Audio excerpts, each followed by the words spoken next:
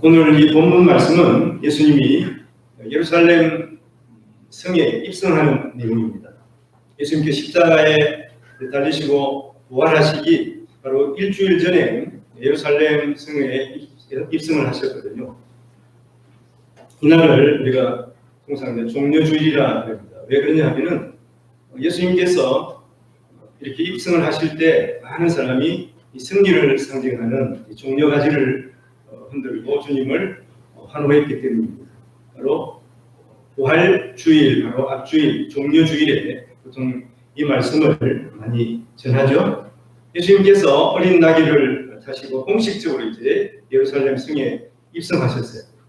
예수님은 만왕의 왕이 되시잖아요.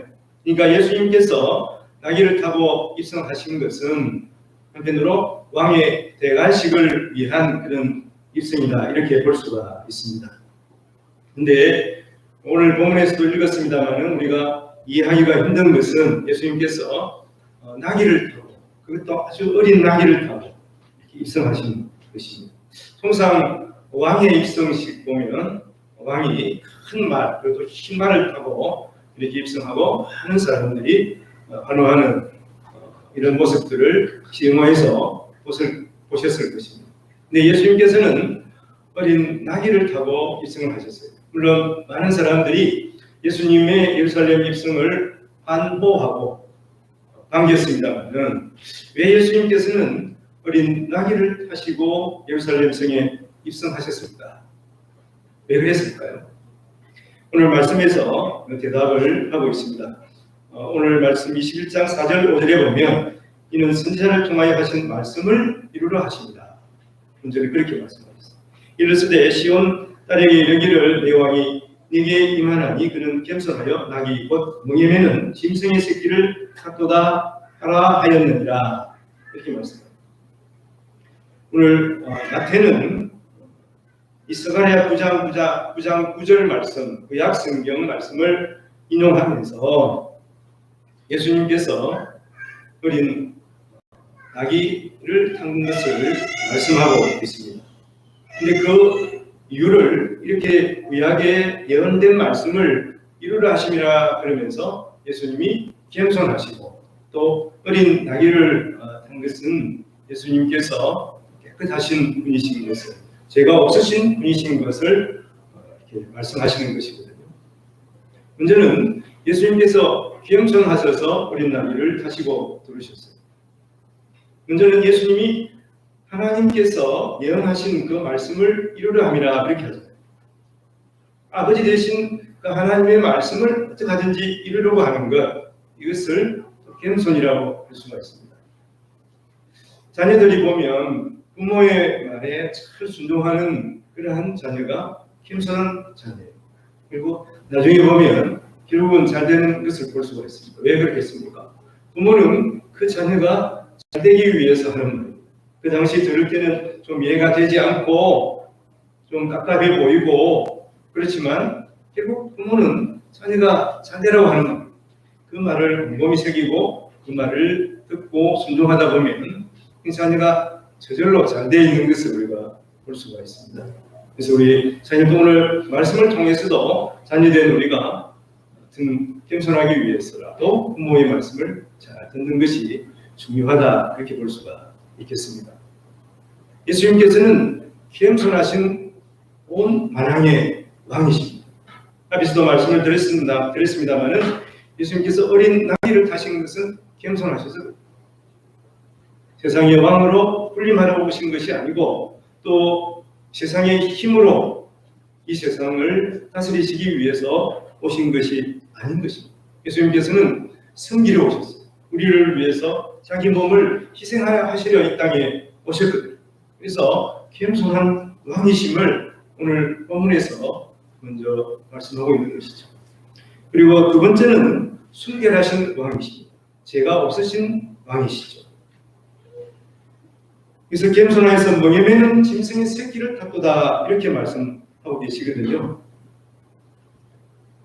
예수님께서 죄가 없으심으로 우리 죄를 대신해서 갚아주실 수가 있습니다. 죄인은 죄인의 죄를 속량할 수가 없죠. 자기가 죄가 많은데 어떻게 죄인의 죄를 속량할 수가 있겠습니까? 그러니까 죄 없으신 예수님께서 순결하신 어린 양이 되셔서 제사의 제물로 우리를 위해서 희생하신 것입니다. 피 흘러 죽으시기까지 하신 것입니다. 그러기 위해서 그러니까 예수님은 우리 대신 십자가에 죽으시기 위해서 예루살렘 성에 입성하신 것이죠.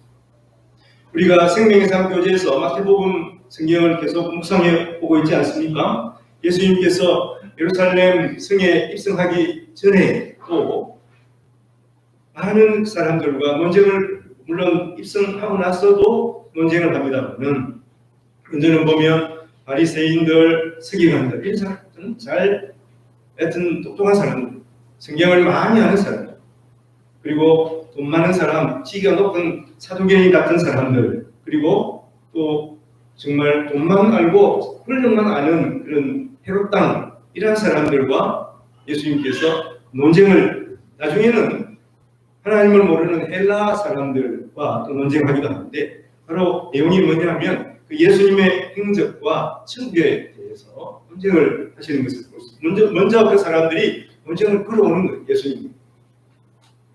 예수님이 말씀하시는 것은 천국은 세상 사람들이 생각하는 그런 곳이 아니라고 하는 것입니다. 그러니까 천국에 들어가는 길도 세상의 가치관하고는 다르다. 거리가 멀다. 세상은 공로와 그 직위로 그 사람을 평가하지 않습니까? 그러나 천국은 우리의 공로와 우리의 직위로 가는 곳이 아니라고 하는 것이죠. 오직 아버지 하나님의 주권적인 역사로 들어가는 것입니다. 그래서 구원은 하나님께서 우리에게 주신 선물이에요. 오늘 말씀을 묵상하면서 얼마나 세상적 가치관이 우리와 하나님과의 사이를 멀게 하는지를 우리가 또 생각해 보아야 하는 것입니다. 예수님께서는 이것을 흔히 알고 계셨어요. 그래서 우리가 19장 말씀에 보면 부자 청년이 와서 예수님에게 내가 어떻게 하여야 영생을 얻을 수 있겠나이까? 이렇게 묻지 않습니까? 예수님께서 먼저는 이거 율법을 잘 지켜야 된다. 그렇게 말씀하니까 그 부자 청년이 내가 율법을 다 지켰습니다. 이제 뭐가 부족합니까? 그럼 예수님께서 그 마음을 보시고 하시는 말씀이, 그러면 이 모든 재산을 팔아서 가난한 사람에게 주고 너는 나를 따르라. 그렇죠. 그러니까 부자 청년이 돈이 많아, 가진 게 너무 많기 때문에 근심하면서 그것을 내놓지 못하고 결국은 돌아갔습니다. 물질의 노예가 된 것이죠. 물질이 자기의 우상이 된 것입니다. 뒤에서 보면 20장에 보면 포도원 흥분 비유를 통해서 천국이 세상의 공로나 가치관으로 가는 것이 아님을 설명해 주고 있습니다. 아침 일찍 그 포도원 주인이 포도원에서 일할 사람을 부르지 않습니까? 그리고 12시에도 부르고 오후 3시에도 불렀어요. 그리고 이제 끝나기 바로 직전 6시에 끝나는데 오후 5시에 또 가서 사람들을 불러서 포도원 일꾼으로 이제 일을 시킵니다. 마지막에 온 사람들은 1시간도 일을 하지 않고 흠상을 받게 된대요. 그러니까 조금 주게 되겠지. 그랬는데 하루 일당을 주는 겁니다. 횡재죠, 횡재. 1시간 일하고 10시간 일한 사람과 똑같이 받았어요. 그러니까 그 사람이, 그런 사람들은 이제 기뻐하면서 돌아갔어요. 그런데 그러면 아침 일찍 온 사람들은 1시간 일하고 간 사람은 저렇게 돈을 줬으니까 우리는 더 많이 주겠지. 근데 애초에 약속은 한 데나리온 일당을 주기로 했어요. 근데 아침 일찍 온 사람도 일당을 그냥 똑같이 받은 거예요. 오후 5시에 온 사람. 그러니까 일찍 온 사람들이 불평을 하는 거예요. 우리는 저 사람들보다 일을 많이 했는데 왜 동일하게 줍니까? 포도원 주인이 뭐라고 하겠습니까? 늦게 온 사람들은 그들에게 자비를 베푼 것이다. 너희는 너희가 받을 만큼 애초에 약속한 대로, 계약한 대로 준 것인데 내가 잘못한 것이 뭐가 있느냐? 이렇게 포도원 주인이 말하는 것입니다. 하나님은 우리가 세상에서 이러한 가치로만 판단하시는 것이 아닙니다. 하나님께서는 먼저 우리를 불쌍히 여기시고 우리를 사랑하시는 것입니다. 그래서 우리를 구원해 주시고, 우리가 무슨 잘난 것이 있어서 하나님의 백성 될 자격이 있습니까? 천국에 갈 무슨 자격이 있습니까? 천국은 공로로 하는 것이 아니에요. 천국은 우리가 잘나서 가는 것이 아닙니다. 구원은 하나님께서 우리에게 베푸신 은혜, 하나님의 자비인 것이죠. 근데 이런 말씀을 하시고 예수님께서 예루살렘에 이제 들어가시기 바로 직전에 보면 제자들이 이런 말을 뱉었는데도 불구하고 자기들끼리 야, 누가 더 높은가? 예수님께서 예루살렘에 입성하시면 이제 세상의 왕이 될 것인데, 다윗보다 위대한 왕이 될 것인데, 그러면 나는 예수님을 위해서 3년 동안 일했으니까 예수님께서 어떤 배설을 주실까? 저 친구보다는 내가 그래도 열심히 일했으니까 높은 배설을 주실 거야. 서로 그러고 다투고 있었다고 하는 거예요. 얼마나 한심한 모습입니까? 어디 보면, 그러나 그렇게 보면 오늘을 살아가는 우리의 모습이 아닌가. 여전히 우리도 하나님을 믿는다고 하면서 세상 가치관을 가지고 세상 가치관으로 우리를 자기를 판단하고 자기의 공로를 높이고 다른 사람을 판단하고 있지 않는가 하는 것이죠. 예수님께서는 그런 제자들에게 이렇게 말씀하십니다. 20장 25절 28절에 보면 예수께서 제자들을 불러다가 이르시되 이방인의 집권자들이 그들을 임의로 주관하고 그 고관들이 그들에게 것을 뿌리는 줄을 너희가 알거니와 너희 중에는 그렇지 않아야 하나니. 제자들 너희는 그러면 안 된다. 너희 중에 누구든지 크고자 하는 자는 너희를 섬기는 자가 되고 너희 중에 누구든지 으뜸이 되고자 하는 자는 너희의 종이 되어야 한다. 인자가 온 것은 섬김을 받으려 함이 아니라 도리어 섬기려 하고 자기 목숨을 많은 사람의 대속물로 주려 하십니다. 만왕의 왕으로 오셨지만 예수님은 우리를 대신해서 십자가에 죽으시기 위해서 오셨다. 우리를 섬기기 위해서 오셨다 말씀합니다. 우리는 예수님 따르는 사람, 예수님의 제자가 되었어. 하나님의 백성이 되었어. 그러므로 예수님을 닮아서 우리는 겸손한 사람이 되어야 합니다. 교만은 패망의 선봉이라고 했습니다. 주님은 겸손한 사람을 사용하십니다. 그리고 깨끗한 사람이 되어야 합니다. 귀한 그릇보다 주님께서는 깨끗한 그릇을 사용하신다고 하셨어요. 그러면 우리는 깨끗한 그릇이 되어서 주님 앞에 쓰임받는 사람이 되어야 하겠습니다. 첫 번째는 주님을 닮아서 겸손해야 하는 것입니다. 두 번째, 건너편 마을에서 예수님께서 나귀를 가져오라 그렇게 말씀하셨어요. 오늘 21장 1절에 3절에 보면 그들이 예루살렘에 가까이 가서 감람산 벳박에 이르렀을 때 예수께서 두 제자를 보내시며 이르시되 너희는 맞은편 마을로 가라. 그리하면 곧 매인 나귀와 나귀 새끼가 함께 있는 것을 보리니 내게로 끌고 오라. 만일 누가 무슨 말을 하거든 주가 쓰시겠다 하라. 그리하면 즉시 보내리라 하시니. 우리의 생명의 삶 교재에 3월달 교재인데 아직까지 뒤에 남아 있습니다. 남아 있는데요. 좀 가져가서 좀 보시면 좋겠어요. 생명의 삶 교재 56쪽에 보면 묵상을 돕는 배경산책이라는 면이 있어요. 거기 보면 벳박에 대해서 이문분 교수가 자세히 설명을 해놓았습니다. 벳박에 여러분 좀 생소한 이름이고 발음 조절 안 됐고 나는 이걸 보다가 갯박에 이렇게 발음할 때가 많았습니다. 그냥 보고 이문분 교수는 우리보다 몇 년 선배인데 정말 참 탁월한 그런 이스라엘 지명에 대한 그런 분, 정말 놀랄 정도로 이렇게 해박한 지식을 가지고 계시더라고요. 예수님께서 여리고를 거쳐서 베다니 그리고 예루살렘으로 가시는 여정이에요.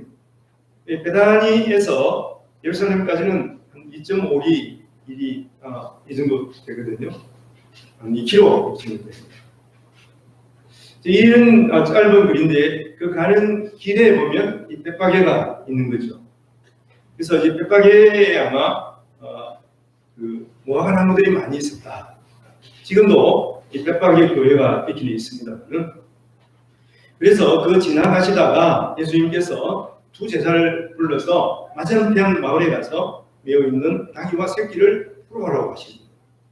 어디 쓰려고 물으냐 주인이 물어보면 주가 쓰시겠다. 그러면 줄 것이다. 이렇게 예수님께서 이렇게 심부름을 시키거든요.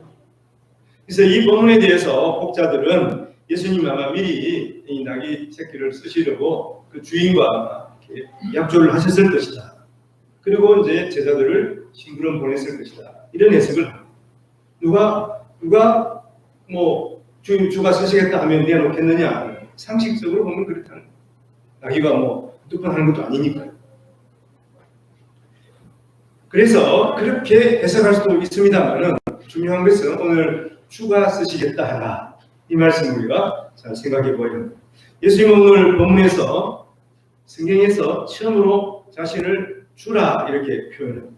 주, 큐리어스 하는 것은 그 당시에 오직 로마 황제에게만 썼어요. 그리고 통상적으로 하나님을 지칭할 때 주라 하는 거예요. 구약 성경에 보면 하나님 보면 여호와, 엘로힘 이런 얘기가 많이 있거든요. 근데 이 성경을 기록하는 사람들이 감히 이 엘로미라 하는 이 단어를 쓰지 못, 하나님, 여호와라는 단어를 쓰지 못했어요. 그리고 이제다가 이렇게 주를 써놓고 이것이 하나님이나 즉 엘로미나 그리고 여호와로 대신합니다. 그리고 이 주를 쓸 때도 보면 목욕을 다시 하고 와가지고 깨끗한 그러한 모습 그리고 묵도 다시 갈아가지고 그래가지고 썼다고 하는 것이죠. 근데 예수님께서 여기까지는 자기를 하나님의 아들이라고 말씀을 하셨습니다만은 주라 하는 말은 여기서 처음 쓰고 있는 것이죠. 따라서 이 말은 이 나귀를 탈 사람이 바로 하나님이시죠. 그리고 하나님의 일을 행하시는 메시아이심을 말씀하고 있는 것이죠. 나귀의 주인은 바로 하나님의 뜻을 이루기 위해서 온 세상을 구원하시기 위해서 메시아로 오신 예수 그리스도를 믿는 마음으로 나귀를 내어주는 것이죠. 하나님의 뜻대로 쓰임 받기를 원하는 마음으로 자기의 것을 제공한 것입니다. 또한 예수님이 예루살렘 동쪽에 높은 감람산을 넘어서 이제 백바게를 거쳐 예루살렘에 들어오는 것입니다. 일부러 그 백바게를 지나가시는 것입니다. 왜 일부러 높은 곳을 올라가십니까? 지금 요한복음에 보면 예수님께서 일부러 가신 곳이 있어요. 일부러 보면 예수님께서 야곱의 우물 사마리아로 거쳐서 가시고 안 가셔도 되는데 왜 그렇습니까? 거기에 사마리아 그 여인을 구원하시기 위해서 예수님께서 아시고 미리 가신 겁니다. 예수님께서 일부러 이 백바게를 지나신 것도 동일합니다. 하나님의 구약에 있는 하나님의 말씀을 이루기 위해서 어린 나귀의 주인과 주인의 그 순종으로 말미암아서 어린 나귀를 타고 예루살렘에 입성하시기 위해서 예수님께서는 일부러 이제 여리고에서 올라와서 일부러 감람산 높은 곳을 지나서 계단이 거쳐서 지금 백바게를 들어오시는 것이죠. 구약의 메시아의 예언을 아시고 예수님께서는 일부러 이렇게 고생을 하시는 거예요. 아직. 스가랴 9장 9절 시온에 따라 크게 기뻐할지어다 예루살렘에 따라 즐거이 부를지어다 보라 내 왕이 내게 임하시나니 그는 물을 베푸시며 겸손하여서 나귀를 타시는 나귀의 작은 것 곧 나귀 새끼니라.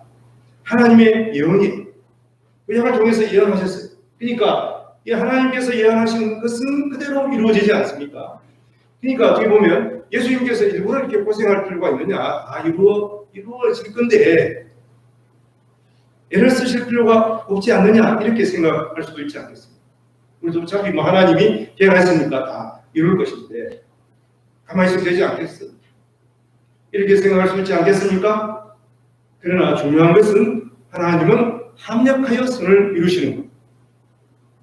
그러면 우리가 하나님의 백성으로서 먼저 누구하고 합력해야 되겠습니까? 하나님과 합력해야 되는 거죠.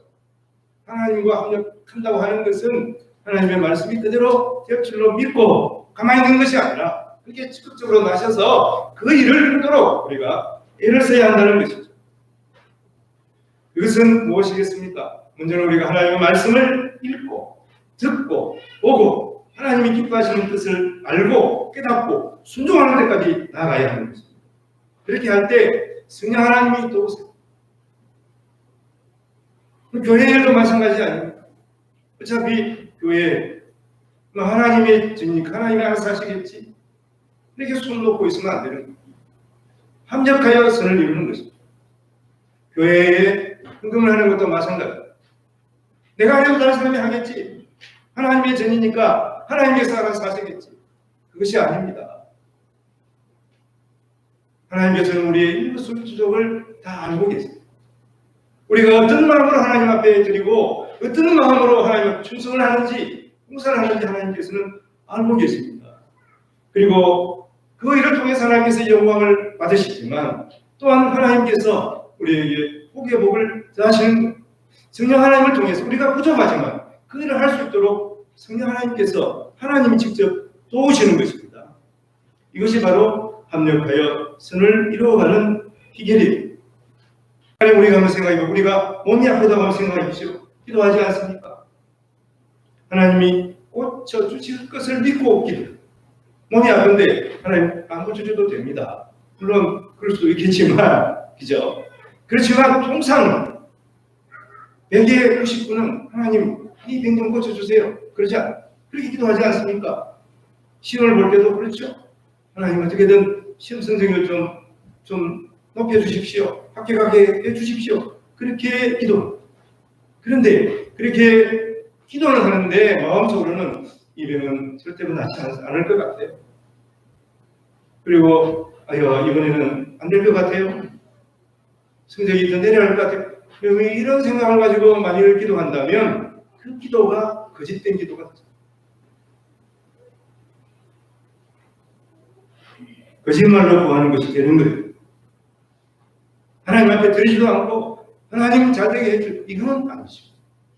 내가 할 수 있는 최선을 다하고 그리고 하나님 앞에 하나님 도와주세요. 이렇게 하는 것이 맞는 거 아니겠습니까? 기도 따로 하고 내 생각 따로 하고 그러면 하나님의 역사도 따로 이루어지는 겁니다. 우리가 이것을 알고 우리 신앙생활을 해야 되는 거예요. 저는 이번에 회개를 많이 했습니다. 강정현 권사님 허리를 다쳐서 입원하셨는데 그리고 또 퇴원한 걸 아니고 요양병원에 갔어요. 통상 뼈를 다쳐 그것도 허리를 다쳐서 연세가 90이 다 되신 분이 요양병원에 갔다면 돌아오지 못한 경우가 많이 있잖아요. 그렇지만 건강하게 퇴원하게 해달라고 기도를 했습니다. 그리고 성도 여러분들에게도 요청을 했어요. 그러면서도 아마 돌아오기가 쉽지 않을 거야. 그런 마음이 있었습니다. 근데 너무 건강하게 되셔서 퇴원하셨어요. 그럴 수 있겠지. 이렇게 생각하시는 분도 있겠습니다만은 하나님께서 전적으로 치료해 주신 것입니다. 하나님이 그 등을 만져주신 거예요. 이렇게 믿습니까? 믿습니까? 네 믿음대로 될지어다. 네 믿음대로 될지어다. 이것이 주님이 우리에게 들려주시는 음성이에요. 그렇게 믿고 우리는 감사해요. 여러분 나에게 일어나는 일들이 결코 우연이 아닙니다. 다 하나님이 하시는 좋은 일도 당연히 우리는 감사하겠지만 우리에게 일어나는 여러 가지 어려운 일들도 하나님께서 허용하시는 일입니다. 욥이 그런 고난을 당한 것 물론 마귀사탄이 했지만 하나님께서 그 마귀사탄에게 허용했잖아요. 그렇게 해도 괜찮다. 해봐라. 하나님께서 하신 거예요. 그러면 하나님께서 왜 그런 고난을 허용하셨을까요? 이것은 욥이 더 잘되게 하기 위해서 그러신 거예요. 이것이 하나님께서 합력하여 선을 이루는 방법입니다. 다 하나님께서 우리를 도우시는 과정에 있다는 하나님의 도우심과 은혜 아니면 우리가 어떻게 한순간인들 살 수가 있겠습니까? 우리의 호흡을 어떻게 유지할 수가 있겠습니까? 여러분 세상 보십시오. 얼마나 위험합니까? 하나님의 보호하심을 믿고 사랑하는 것을 우리는 한순간도 잊지 말아야 하는 것입니다. 예수님은 나귀의 주인이 메시아를 개방하는 사람이고 그리고 나사렛 예수가 바로 메시아심을 믿고 주님이신 줄 믿고 주가 쓰시겠다 하나 그 말에 순종하는 그 나귀의 주인을 아셨어요. 그리고 나귀의 주인은 기꺼이 자기의 것을 주님 앞에 내어놓았습니다. 그래서 이 구약의 예언이 사실대로 이루어지게 됩니다. 하나님께서 예언하신 대로 예수님께서 말씀하셨고 예수님의 말씀하신 것에 이 나귀의 주인이 기꺼이 동참한 겁니다. 합력한 것이죠. 그래서 선을 이루게 된 것이죠. 예수님께서 그 어린 나귀를 타시고 예루살렘 성에 입성하게 된 것입니다. 이사야 1장 3절에 보면 소는 그 임자를 알고 나귀는 그 주인의 우유를 알거니는 이스라엘은 알지 못하고 나의 백성은 깨닫지 못하는도다 하셨다. 예수님께서 그 나귀 한 마리도 다 계획이 있기 때문에 그 백박의 크기 한쪽 집에서 준비시키신 거죠. 나귀 입장에서 보면 얼마나 영광입니까? 그런데 하나님께서는 나귀 한 마리도 이렇게 준비하셨어요. 근데 하물며 우리일까? 하나님께서 우리는 어떻게 준비하셨을까요? 고귀한 하나님의 자녀로 우리 한 사람 한 사람 다 하나님의 계획하여서 오늘 예배하게 하신 것이고 또 나가서 세상 앞에서 하나님의 자녀로 살아가게 하신 것을 믿으시기를 바랍니다. 그래서 믿고 순종하는 우리 모든 성도들이 계시기를 주님의 이름으로 축원을 드립니다. 그러므로 주님의 역사에 동참하기 위해서는 우리 하나님의 말씀을 믿고 온전히 순종하며 나아가야 하는 것입니다. 오늘 21장 6절 8절에 보면 제자들이 가서 예수께서 명하신 대로 하여 나귀와 나귀 새끼를 끌고 와서 자기들의 겉옷을 그 위에 던지매 예수께서 그 위에 타시니 무리의 대다수는 그들의 겉옷을 길에 펴고 다른 이들은 나뭇가지를 베어 길에 펴고 하나님의 말씀에 온전히 순종하기 위해서는 하나님이 온 세상 창조주이심을 알아야 하는 것입니다. 그리고 우리를 사랑하시되 그 아들을 주시기까지 우리를 사랑하시는 분이심을 믿어야 하는 것입니다. 히브리서 11장 8절에 보면 믿음으로 아브라함은 부르심을 받았을 때 순종하여 장래 유업으로 받을 땅에 나아갈 때 갈바를 알지 못하고 나아갔습니다. 오직 하나님의 말씀대로 아브라함은 순종하며 갈대오르를 떠났습니다. 하나님의 부르심에 응답한 것입니다. 행동한 것입니다. 실천한 것입니다. 그리고 히브리서 11장 19절에 보면 그가 하나님이 능히 이삭을 죽은 자 가운데서 다시 살리실 줄로 생각하시니라 비유컨대 그를 죽은 자 가운데서 그로 받은 것이니라. 그 아들 이삭을 번제로 드리려고 할 때 아브라함은 순종했습니다. 왜 순종했겠습니까? 그 아들이 죽어도 하나님이십니다. 하나님은 죽은 자를 살리실 분이실 것을 알았습니다. 그래서 그 자기 아들 이삭을 번제로 드리기까지 순종하고자 하는 것입니다. 이것이 우리가 예수 부활을 믿고 그리고 나도 부활할 것을 믿는 그 믿음이 온전합니다. 그리고 부활을 믿는 믿음을 가졌다고 한다면 우리가 무슨 명령이든지 주님 하시는 말씀을 따라 행할 수가 있는 것입니다. 온전히 순종하는 믿음이 된 것입니다. 또한 아무리 어려운 일이 있어도 그것이 하나님께서 허용하심을 알고 감사할 수가 있는 것입니다. 그렇다면 결코 나에게는 당장 어려운 일이라도 결국은 그것을 통해서 하나님께서는 영광을 받으시고 우리로 하여금 그 일을 통해서 또 하나님 앞에 놀라운 일을 행하고 우리 가운데 기쁜 일이 있도록 하시는 것입니다. 반드시 하나님은 우리를 사랑하시기 때문에 그 아들을 주시기까지 사랑하시기 때문에 반드시 우리를 통해서 선한 일을 이루어 가시는 좋은 일을 행하시기를 원하십니다. 하나님이 선하심을 믿고 주님의 섬기심을 본받아서 우리가 나아가야 합니다. 어느 성도가 식당을 개업하려고 점포를 구하고 인테리어를 잘 했어요. 요리 학원에 가서 이제 맛있는 요리를 열심히 또 요리를 연구를 했어요. 근데 이제 장사를 시작했는데 장사가 잘 안 되는 거예요. 손님이 안 오는 거예요. 인테리어도 괜찮게요. 그리고 자기가 생각해도 맛있게 지금 요리를 하는데 정작 손님이 오지 않는 거예요. 그래서 하소연할 때는 없고 목사님이 가서 하소연을 했다고. 목사님 큰일 났습니다. 내가 요리 자격증도 있고 음식도 맛있는데 손님이 오지 않아요. 손님이. 어떻게 해야 합니까? 사실 지금 그렇죠. 코로나 때문에 참 여러 가지 어려움을 당하는 그런 장사하시는 분들이 많죠. 소상공인들 우리 교회도 있습니다만 얼마나 힘이 들겠습니까? 목사님이 그런데 기도하시고 하시는 말씀이 성경을 읽으세요.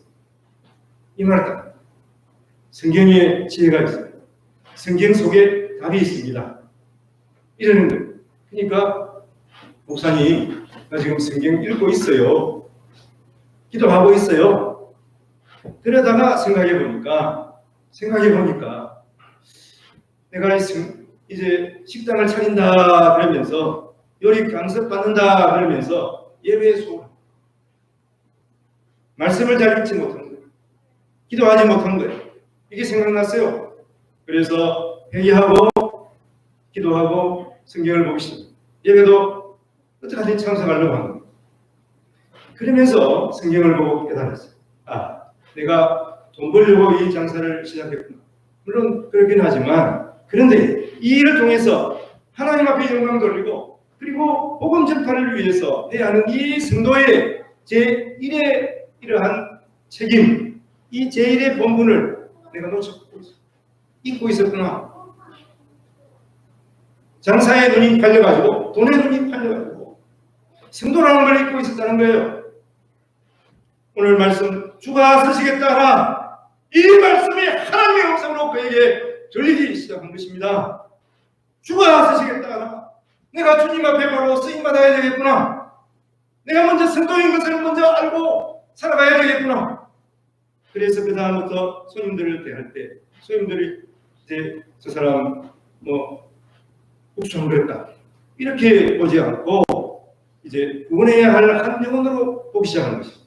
그리고 그 사람을 사랑으로 대하고 그리고 가족처럼, 그래서 그 사람에게 조금 더 맛있는 음식을 대접하고 영양가 있는 음식을 대접하고 가족처럼 대접하는 그러한 마음으로 이제 음식을 만들고 공급하기 시작한 것입니다.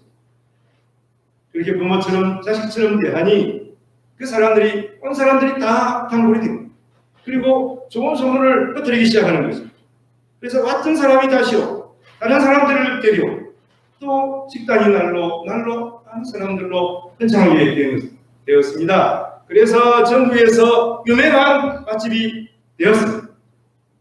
저는 간혹 가다가 작은 밥집에 가보면 그런 것을 느낄 수는 있습니다.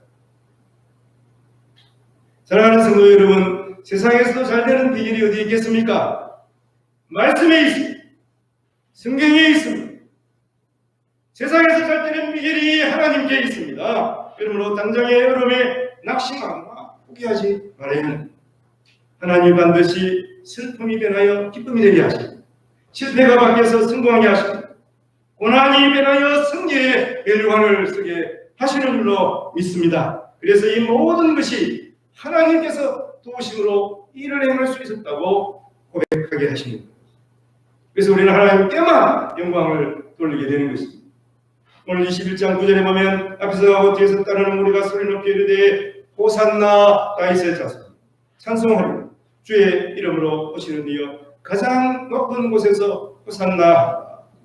많은 사람들이 이 어린 나귀를 타신 예수님 앞뒤로 다니면서 그 끝옷을 그 안장에 펴고 또 주님이 지나가시는 길 위에 폈습니다. 끝옷은 그 당시에 자기의 재산, 내 모든 것을 드린다는 의미입니다. 이렇게 주를 환호하며 예수님 뒤를 따라갔습니다. 개론적으로 말씀을 드리면 예수님의 예루살렘 입성은 성경에 기록되어 있고 주님이 뜻하신 대로 어린 나귀를 타셨습니다. 주가 쓰시겠다. 그 말에 순종한 나귀 주인공, 그 나귀를 통해서 이 하나님의 예언이 이루어진 것이죠. 왜 주님은 어린 나귀를 타셨습니까? 겸손하셔서 깨끗하셔서 우리를 대신해서 십자가에 죽으시기 위해서 죄 없으신 몸으로 예루살렘에 입성하신 것을 말씀합니다. 주가 쓰시겠다. 우리도 주님께서 쓰시는 사람이 되어야 되겠습니다. 겸손한 사람, 그리고 순결한 그리스도의 제자로서 살아가시는 우리 모든 성도들이 되셔서 주님이 쓰시는 큰 영광 중에 살아가시기를 주님의 이름으로 축원을 드립니다. 기도하겠습니다. 하나님 아버지, 사람들은 화려하고 웅장한 것을 보면서 환호합니다. 그러나 예수님이 예루살렘에 입성하실 때에 주님은 어린 나귀를 타셨습니다. 만왕의 왕이시지만 겸손하시고 순결하셔서 하나님의 아들이시지만 어린 나귀를 탔습니다.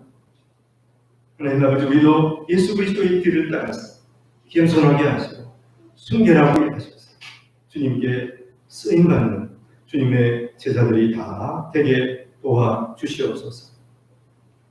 주가 쓰시겠다.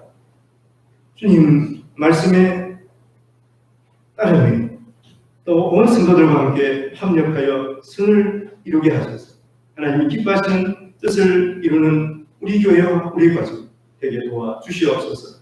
우리 모두 예수님 이름으로 감사하며 기도합니다. 아멘.